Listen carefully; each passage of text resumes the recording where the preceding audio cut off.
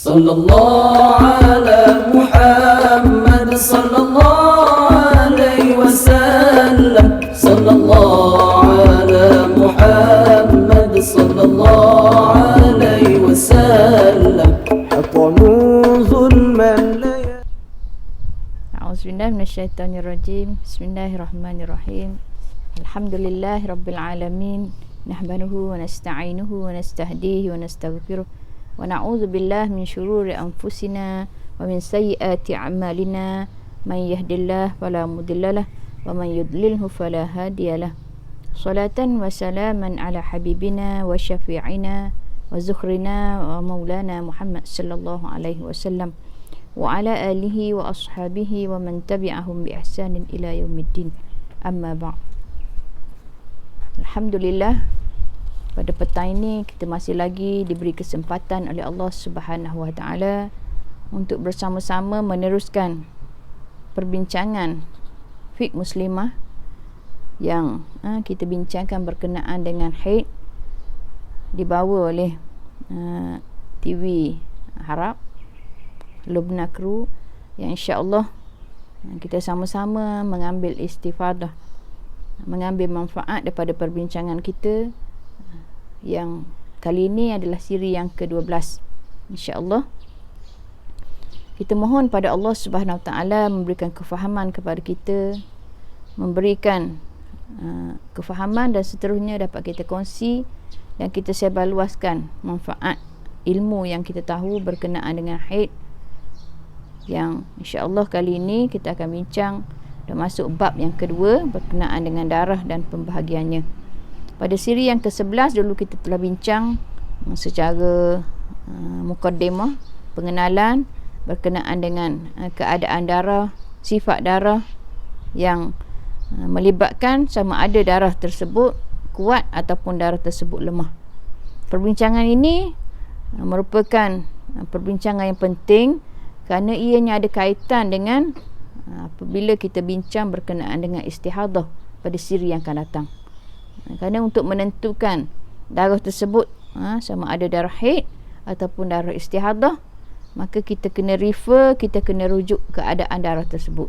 Jadi insya-Allah dalam bab 2 buku kita, perbincangan kita ini, kita akan mengenali dengan lebih dekat keadaan yang pertama, darah yang disebut sebagai darah yang bersifat kuat, iaitu yang melibatkan warna darah yang kita dah bincang dalam siri yang ke-11 dulu. Sama ada warna darah itu hitam, merah, kuning dan seterusnya, yang terakhir keruh. Jadi darah yang disebut sebagai darah yang pertama, sifat yang pertama iaitu sifat darah itu kuat, ialah mestilah darah itu adalah berwarna hitam. Bermula dengan darah yang berwarna hitam. Jadi kebanyakan daripada kita kaum perempuan bila didatangi darah haid, kebiasaannya kali ataupun hari yang pertama ataupun jam-jam yang pertama ia melibatkan warna hitam. Jadi hitam ni menandakan warna yang paling kuat yang ada pada sifat darah dari segi warna. Kemudian yang kita bincang juga dalam bab yang dalam siri yang ke-11 dulu ialah sifat darah. Sifat darah yang pertama ataupun yang dikenali sebagai sifat darah yang paling kuat ialah ianya pekat dan disertai dengan rasa yang hangat, rasa panas ketika keluar. Ini termasuk dalam sifat darah yang paling kuat. Yang pertama tadi warna hitam, yang kedua pekat dan disertai dengan rasa panas, hangat. Kemudian yang ketiga yang dikenali sebagai darah yang kuat, sifat darah yang paling kuat ialah darah tersebut ada bau ataupun berbau yang kurang enak, yang kurang kita rasa tak selesa ataupun disebut sebagai berbau busuk. Jadi bau yang busuk yang keluar daripada darah ni yang menunjukkan darah itu adalah darah yang paling kuat. Jadi 3 sifat darah yang kuat ialah pertama dari segi warna, yang kedua dari segi sifat darah tersebut pekat dan rasa panas ketika keluar, dan yang ketiga ialah baunya yang tak sedap ataupun baunya yang busuk. Jadi 3 sifat ni menandakan sifat ataupun darah ini darah yang paling kuat berbanding dengan sifat-sifat lain yang saya sebut tadi, mungkin darah yang keluar tu darah yang bersifat ataupun warnanya kekuning-kuningan, tidak berbau dan cair. Maknanya darah tu dia akan duduk ranking ataupun sifat darah yang kurang kuat.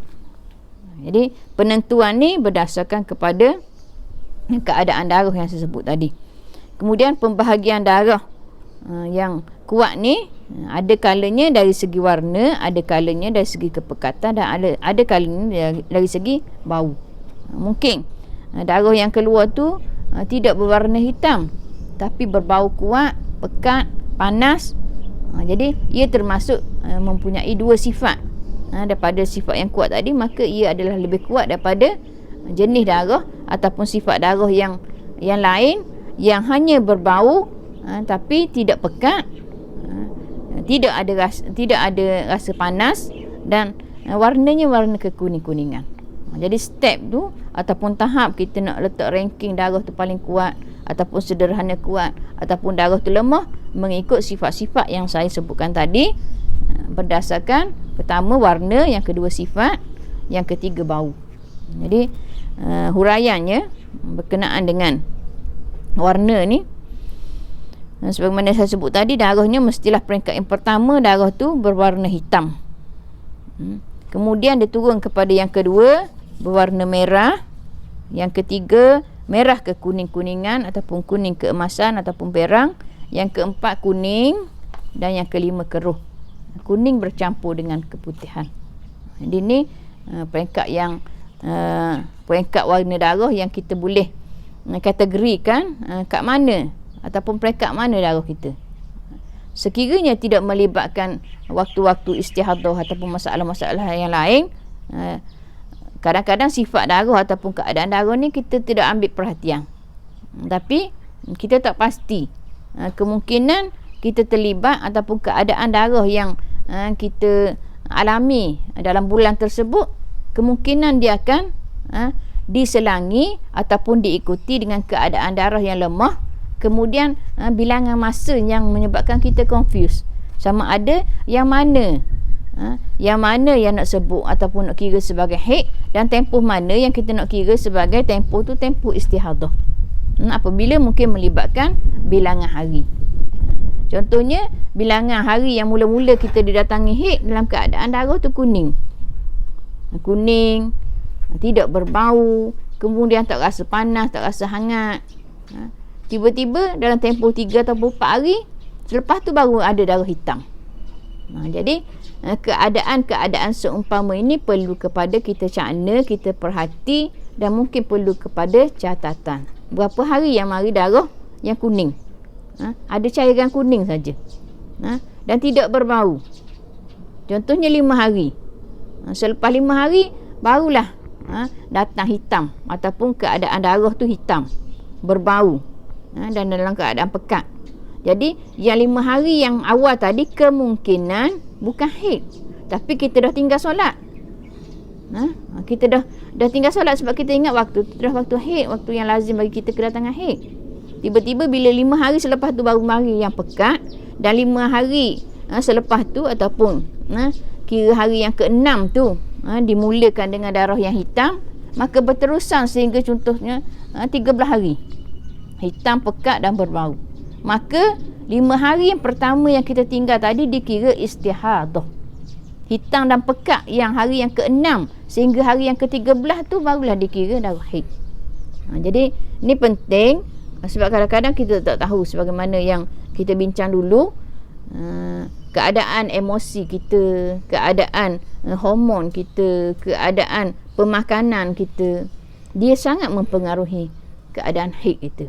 Kemungkinan yang 5 hari yang pertama yang saya sebut tadi datang dalam keadaan darah yang kekuning-kuningan, tidak ada bau, cair, maka kita ingat masa tu haid, kita pun tinggal solat, kita pun tak sembahyang, ataupun Ramadan nanti kita pun tak puasa.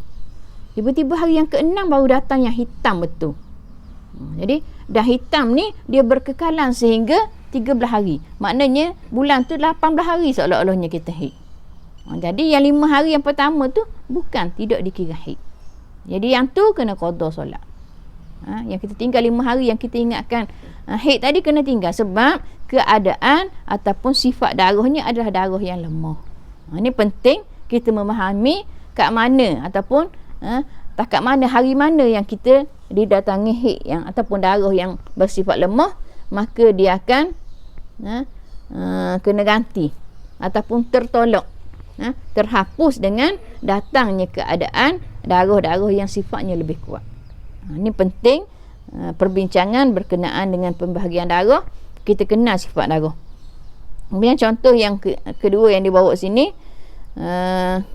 berkenaan dengan tadi berkenaan dengan contoh sifat darah dari segi warna, sifat darah dari segi kepekatan. Kemungkinan 5 hari yang pertama yang kita mula-mula didatangi haid tu dalam keadaan kuning yang cair. Tiba-tiba hari yang ke-6 didatangi kuning yang keruh, rasa hangat, kemudian ada bau. Yang pertama 5 hari tadi kuning saja, tak ada bau pun. Kita tak solat sebab dah bila datang sifat salah satu daripada 5 sifat haid. Darah haid dia ada 5 warna. Kan? Jadi 5 warna ni bila didatangi ataupun kita mengalami, kita tengok, kita cek pada pad, kita cek pada panty liner kita ada kuning. Dan tempoh tersebut tempoh haid kita. Maka kita tinggallah solat. Kita tak boleh nak kata ini kuning ni bukan haid ni ataupun warna darah ni bukan haid lagi sebab aku biasa kalau haid hari pertama memang hitam. Jadi kita teruskan solat. Masa tu adalah haram. Sebab 5 darah yang disebut oleh ulama sama ada hitam, merah, kuning perang, kuning cair dan warna keruh, maka kelima-lima ni adalah warna haid, warna darah haid. Maka salah satunya datang pada kita dalam tempoh haid, maka kita wajib tinggal solat. Kita tahu, kita kata ini bukan haid ni istihadah ni sebab warna dia bukan warna yang biasa. Mula-mula kalau saya kedatangan haid contohnya warna hitam, maka kalau mari kuning ni bukan darah haid, tak boleh. Sebab 5 ni adalah salah satu daripada warna-warna darah haid yang telah dimuafakat, yang telah diiktifak oleh para ulama. Cuma apabila selepas tu kita didatangi dengan darah yang lebih kuat, ni kena belajar ataupun kena pasti. Kita kena pasti mana sifat darah yang paling kuat, mana darah yang lemah, mana darah yang sederhana. Jadi kalau darah yang permulaannya sederhana, contohnya dalam 7-8 hari, lepas tu didatangi darah yang kuat, maka darah yang kuat tu baru dimulakan, baru bermula dikira haid sekiranya tempoh tersebut lebih daripada 15 hari. Kalau tak lebih 15 hari tak ada masalah.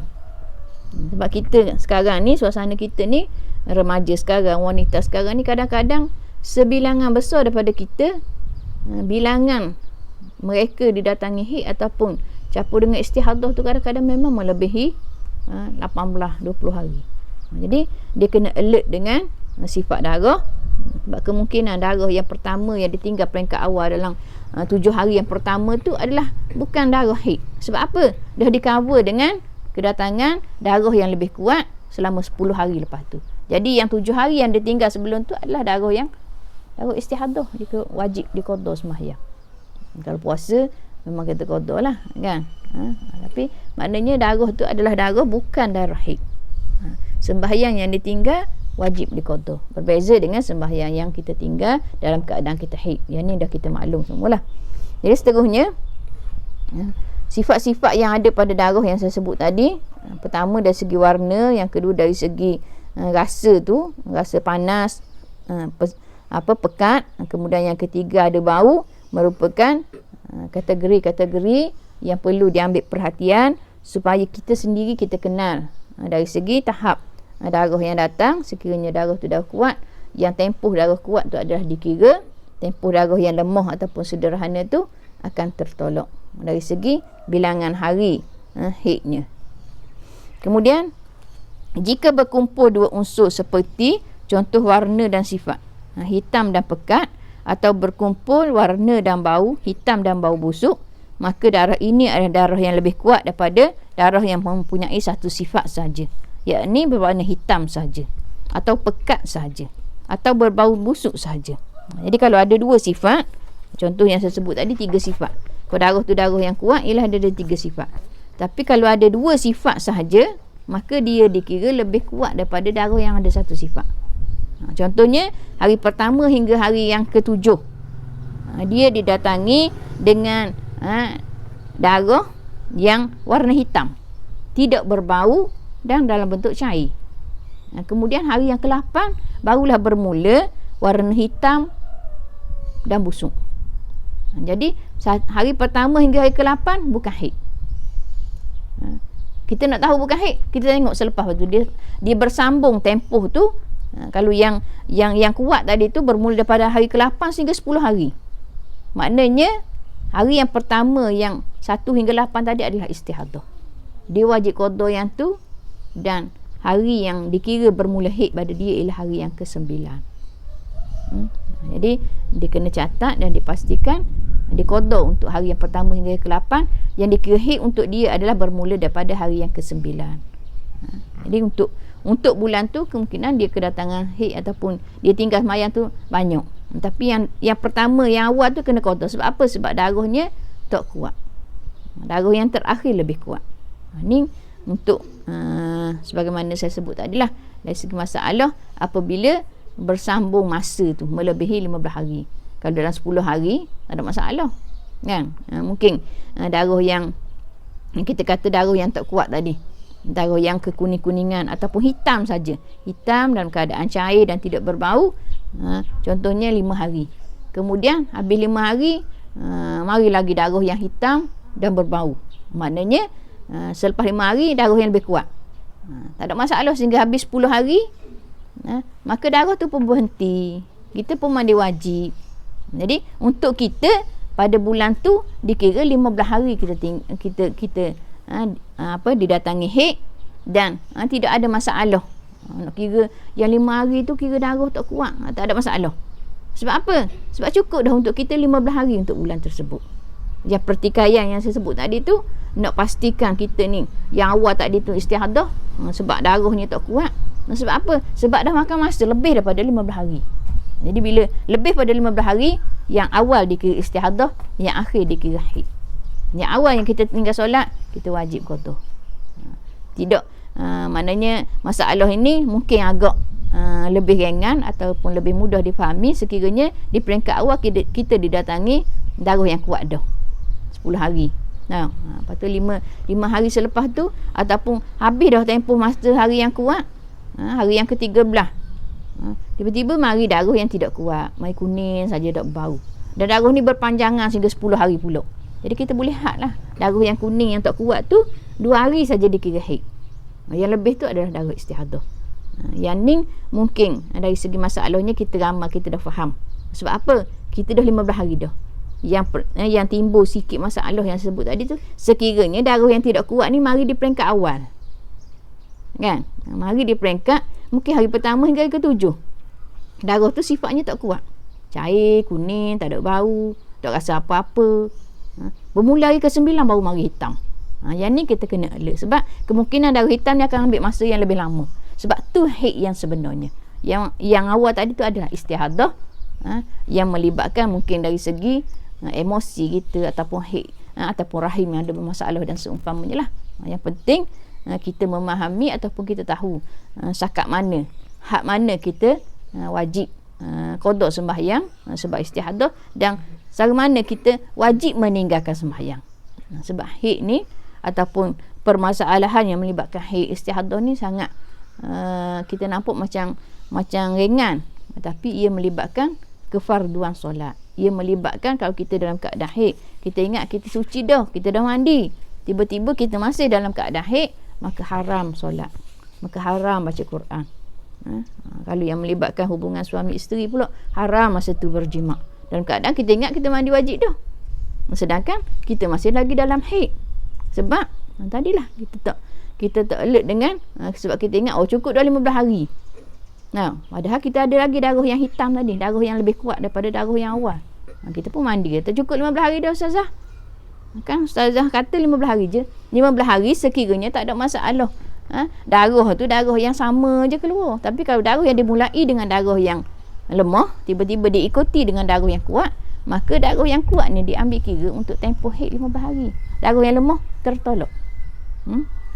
Ini kepentingan kita kenal mana darah yang kuat, mana darah yang lemah, mana darah yang sederhana untuk hitungan hari-hari yang kita mengalami haid, supaya kita buat ataupun kita melaksanakan amalan-amalan fardu, amalan baca Quran, beriktikaf nanti bila datang Ramadan, insya-Allah.